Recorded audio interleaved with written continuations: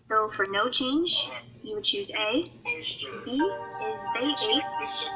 I haven't played this game in so long. Also, ignore the background. I'm literally in class, so. C is just ate. So steak and kidney pudding, pigeon pudding, or ate mutton pudding. Or D would be to delete the whole word, delete the underlined word eating. I might make a new one. What do you think? Oh my god. I don't know. Let's see. Okay.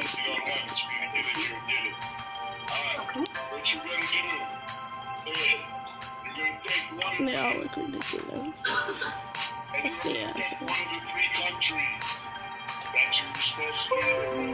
D is the correct answer. We would delete the whole word. It's unnecessary. We could keep going with our list, and it would be perfectly fine. So come down to number 4 and click D. D is a dog. Who do I want to be the mom? So it's gonna be D and D. And the last one for the day. You are invited into Bill Holstein's apartment. You put down your bag, remove your coat, and step inside. The hallway changes color as you proceed, first pink, then green, then blue. There is a red staircase outside, and beyond it people are moving around. You can see them right through the walls. Back home, the only things that behave this way are cobwebs. Here, everything. Door panels, chain locks, light switches, sprinkler system dissolves directly into colored light. Wow. When looking at the underlying portion in the last sentence of this list, chain locks, light switches, sprinkler system. No changes there. B is chain locks, semicolon. Light switches, comma, sprinkler system, comma. C, chain locks, comma, light switches. What does it look like? System. D is chain locks, comma, light switches, comma, sprinkler system, pipe. Oh, it's a pufferfish. Which do you think it is? I'm gonna tie it up.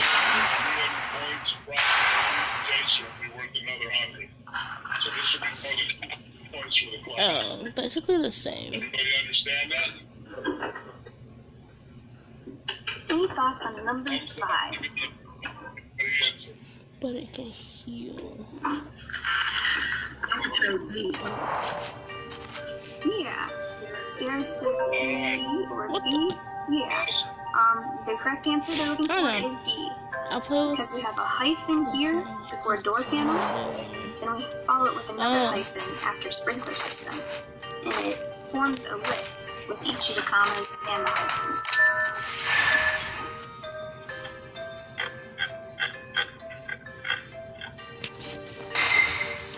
So, number 5 is D, D for the day. Delete those in this document.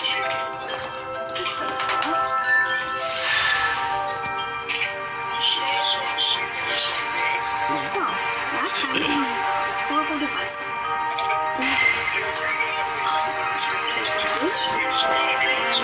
Why that's effective? We use it to cause our words to stand out really more. And recognize that speech. Focus on what we call upon without actually saying exactly what it is we're calling upon. Simply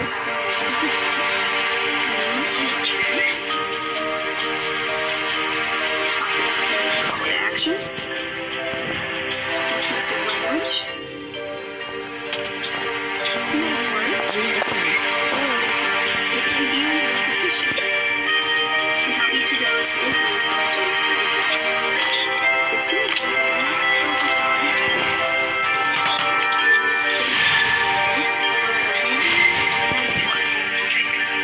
so we're going to look at that again. Here's the Gettysburg Address. And I'm actually excited for the reason in the Halloween. Gettysburg Address there's It's like one of my favorite two, and they're both alluding to the same thing. holidays. There is one here in the first part.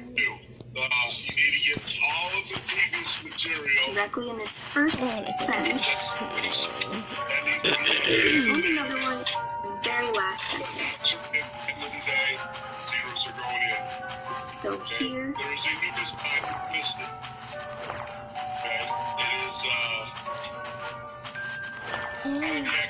anybody know where the allusion is? It's alluding to a specific document in U.S. history. I mean, I will eventually, because not right now. I wonder if we can add friends in this. It's using the I don't know. So I should be able to get cotton. What?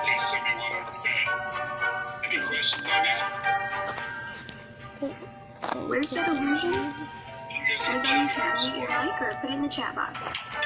The big forecast for next week, and you said what's for this week? There's an assignment already listed in your stream, new assignment. And that is today's work. That will be due on Tuesday. What's the familiar phrase in this first portion here? What's the phrase that we hear all the time? It's an idea that our country was founded on. Assignments that were issued before today. Keep them out in your zeros. I don't know what the cotton is supposed to be. These are not that difficult. Also, I'd like to go over when you turn in papers of assignment to me. It is extremely important that on your assignment, you have your name, your subject, your class period, and your class section. Sorry about that, guys. Anybody? Okay. That needs to be on the top of everything you turn in. How about this phrase at the very end of the line? All men are created equal. Download it onto the answer. We all know that phrase pretty well. Do you guys remember where that comes from? Specifically? No. I mean, I'm not. No.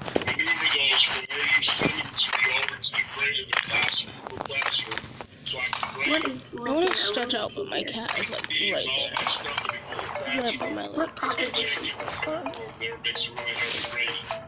Ooh, berries. Nobody knows?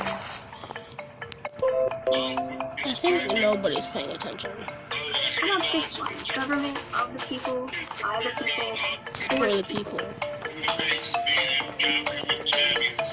should also be familiar. It's from the same exact document. This document created in 1776 at the founding of our country.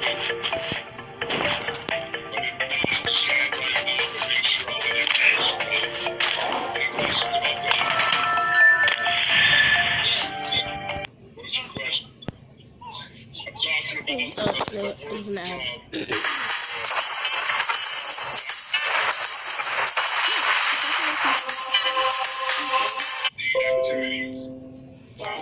In this document that was written at the founding of our country, which laid out the ideas that our country tries to promote. And President Lincoln called upon those ideals to remind people why they were here, what they believed in, what they were fighting for.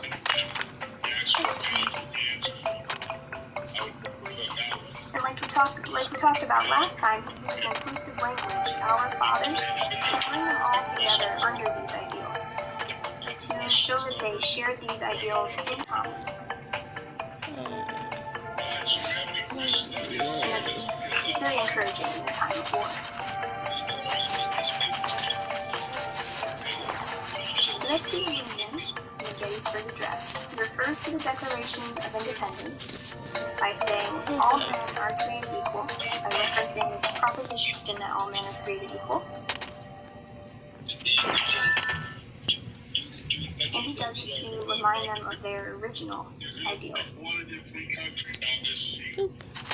Let's talk about metaphor. We talked about how a metaphor is making a comparison between two things in order to describe one of those things without using like or as. So here she's calling someone a potato with eyes. Potato with eyes. No like or as, just making a comparison. So let's go into the speech. And there are two metaphors here, also one at the beginning and one at the end. I want to talk about the more obvious one at the end. This one is also in the very last sentence in his last two I'll let my dog out. I hear you, just give me a second. Under God. Be right back, guys. Does anybody know the metaphor for that last line? Last two lines.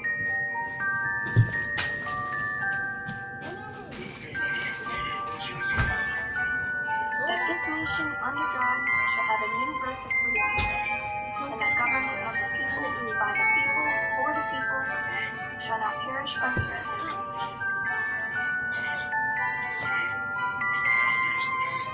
Technically, there could be two metaphors there. No.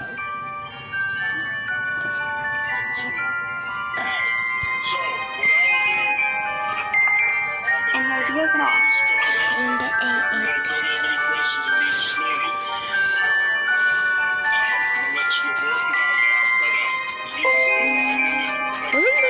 It's okay to just take a guess. Nobody's gonna make fun of you.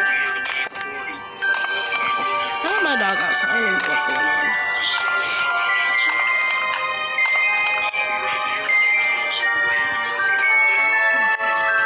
The metaphor is when you try to describe something using another idea, but of course that idea is not to be taken literally.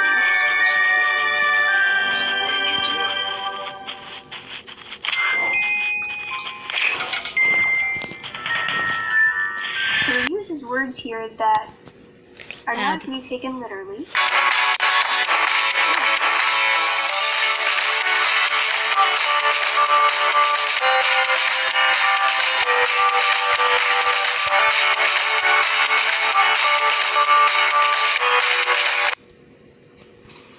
Shall have a new birth of freedom?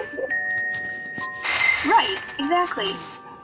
The metaphor there being the birth, right? Exactly. It's not a literal physical birth. It's the birth of this idea of freedom. And this new nation, with the idea of freedom, being formed.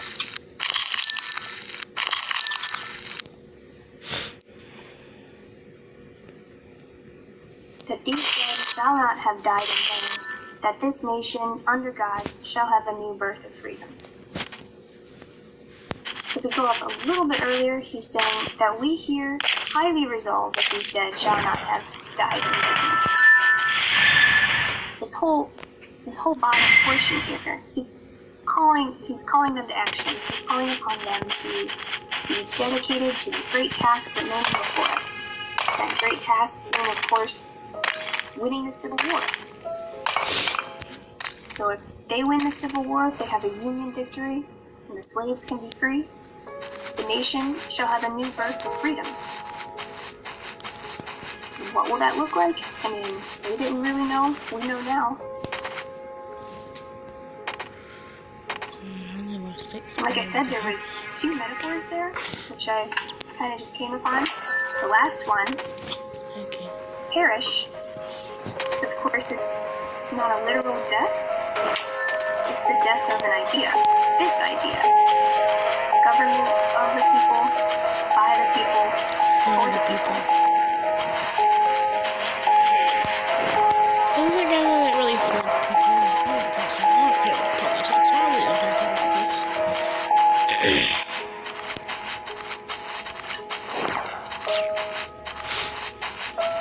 don't care about politics. I don't know how long I'm gonna make this video, because I tend to go overboard without even meaning to.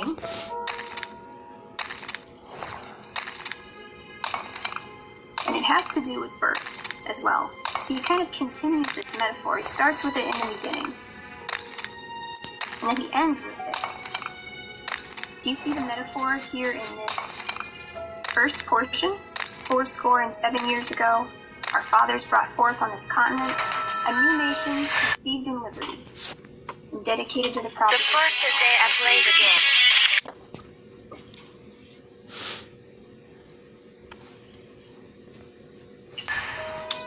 see the metaphor in this one, and it's related to the one we just talked about, a new birth of freedom.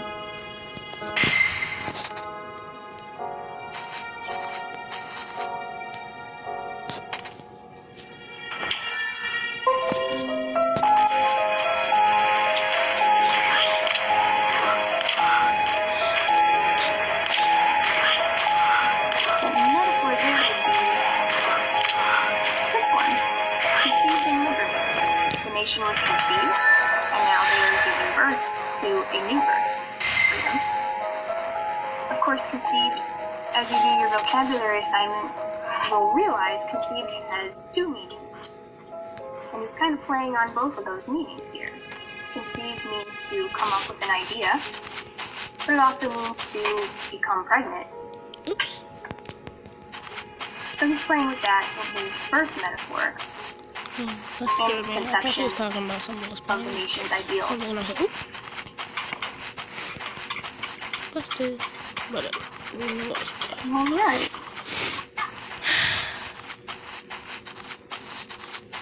So our final assignment for the Gettysburg Address, you will find just open this morning, and it's due on Wednesday at midnight. Just some questions about things that we covered. About 7 questions here.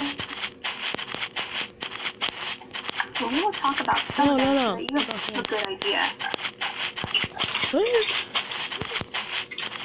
Aha.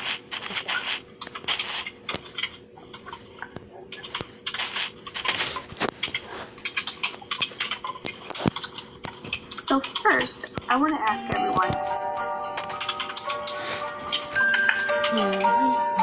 how does President Lincoln describe the United States in this speech? How do you think he thinks about the United States?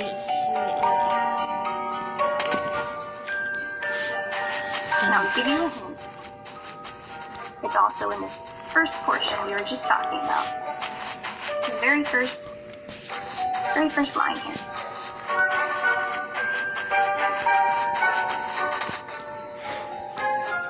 I'll put you in.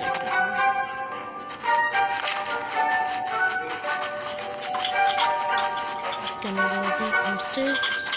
Gonna go get some sticks. How does Lincoln describe the United States? What traits does the United States have? I don't know.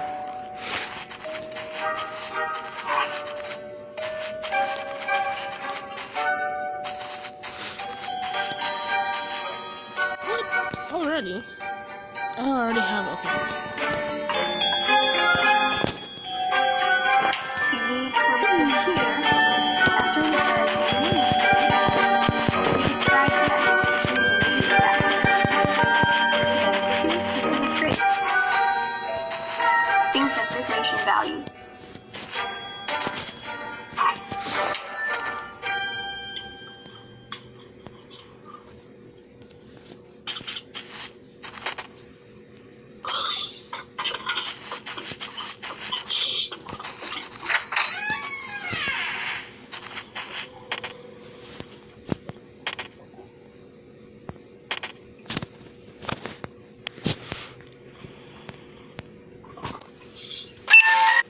Ear. How's your class going, man? Good, man, I guess. We're just working on stuff. Wow, man, that's so cool. What are those 2 traits that this new nation, the United States, cares about?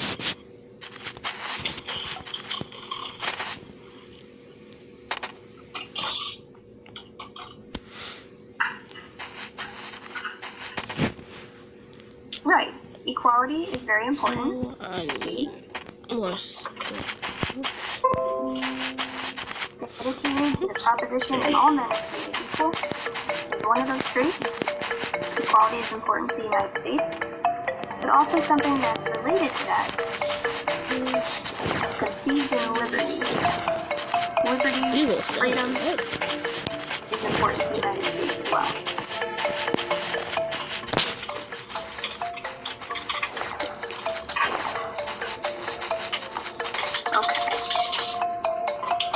Now, we talked about repetition. One word in this speech is the most commonly used word throughout the whole thing. It's the most repeated word. He uses it 6 times in the whole speech. That word is dedicated. We're dedicated. It appears 6 times. First, right in the beginning here. Then the second part, so conceived, so dedicated. And then it changes meaning a bit. We have come to dedicate a portion of that field. There's the third dedicate. And the fourth one here in the third portion. In a larger sense, we cannot dedicate, we cannot consecrate, we cannot hallow this ground. I'm putting my money. And that goes on. It's for us, the living, to be dedicated to the unfinished work. And to be here dedicated to the great task remaining before us. So lots of dedicates. I want to focus on how dedicate changes meaning. So, here in this fourth dedicate, we cannot dedicate, we cannot consecrate. That has a different meaning than when it switches meanings here in the fifth one, to be dedicated to the unfinished work.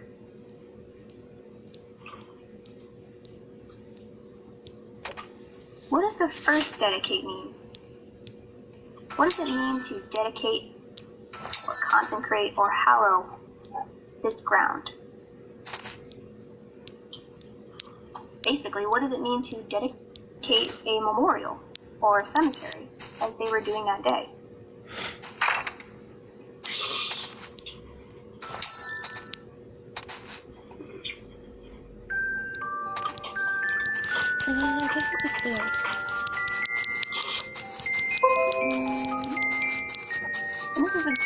And this is a bit of a tough question because we hear these words a lot, but we can't exactly define them.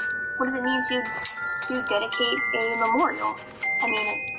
It means to set aside that space for that memorial. It means to make it sacred, make it revered, make it special, make it a place where people come to think about the Battle of Gettysburg and all the people who fell here, so that people can have equal rights, so that people are no longer enslaved. So we dedicate the memorial. We dedicate that ground. And down here, it is for us, the living, rather, to be dedicated here to the unfinished work, which they who fought here have thus far so nobly advanced. So here, dedicate shifts meaning. What does it mean to be dedicated to something? To a task? Maybe to your schoolwork, or to your job, or to your friends, or to your family.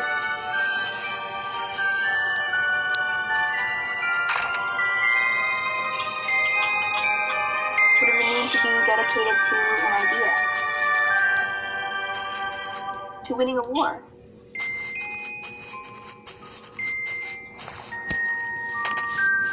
You're attached to that? Yeah, you give it, to use another one of the vocabulary words, we give it our devotion.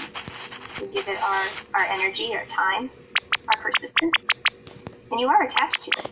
You give it your full attention. Or at least a part of your attention for a while. The people who fell here at the Battle of Gettysburg, they made the ultimate sacrifice. They were ultimately dedicated to this cause.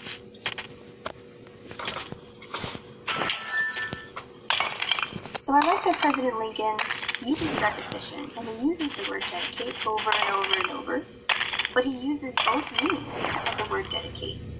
And I think that really helps to drive home his point.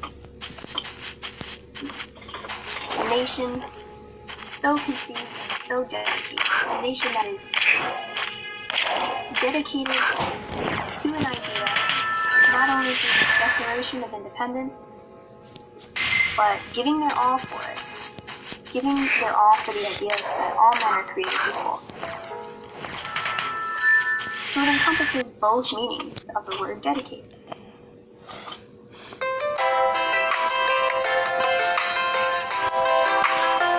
This has the effect of repetition, but also reinforces his call to action. He's calling on them to be dedicated. It is for us, the living, to be dedicated here, to this unfinished work, to the great task before us. He is calling on them to be dedicated, as the people that fell were, and as their ancestors were. And that's a really strong call to action, right?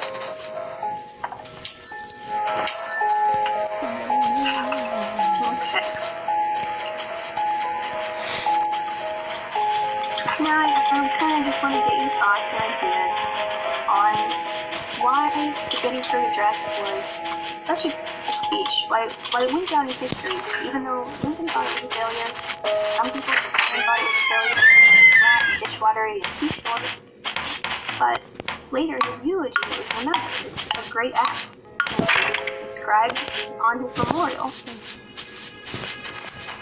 Why do you think we remembered the Gettysburg Address so long after it was given? Why do you think it was so important?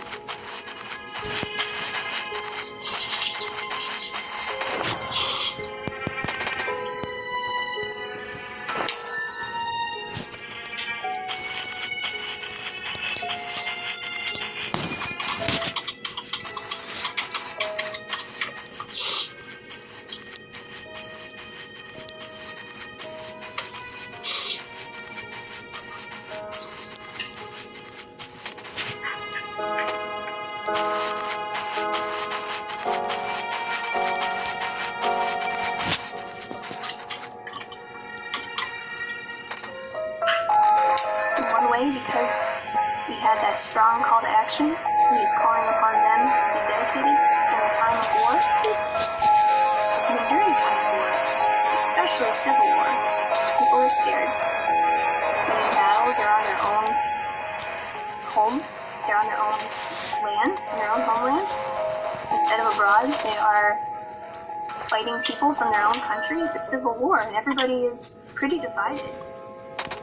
Even within the North and South, people had different ideas about what needed to be done. So you have this sense of division, much like we're kind of experiencing now, except a lot more scary because they're at war. So people are scared and they're looking for encouragement, they're looking for motivation, and here their leader, their president, comes to them and says these things, says these 270 words, and that's it. And these were remembered for many years after.